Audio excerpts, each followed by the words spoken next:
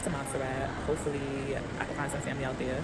I'm just going up there and vibe just to be like, hey, are any islands or dyers out here? And that's exactly what I did. So let's get into it. First, we started with this little ass plane, baby. I was scared having a panic attack, but I met two nice studs in the back who gave me the strength of them 100 gorillas, and we made it through to this beautiful island where you will see a volcano coming in.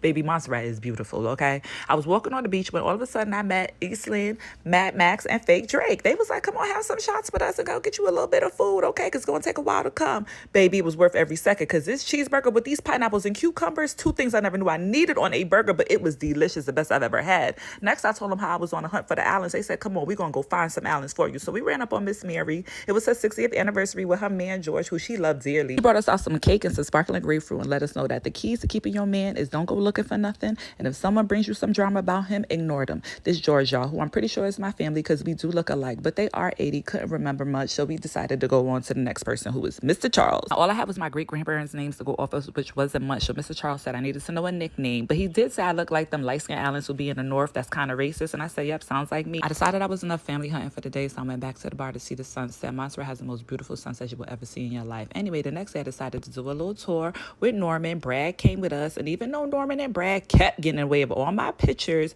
Norman is still the best tour guide I've ever been with. He took us everywhere on that island. We got as close as we was going to get to that volcano, okay? He even took us out to eat to go get some goat, which was so delicious. All the food is so fresh here. So anyway, we did a tour of the ruined city of Plymouth, in which Norman showed us all the devastation that this volcano caused. Y'all, it was so much rich culture in Montserrat, okay? Mind you, this happened in 97, and look how these buildings is still standing. That tells you they got money there, which means this is the place I need to be. Anyway, Brad started getting a little cranky, talk about he had to go.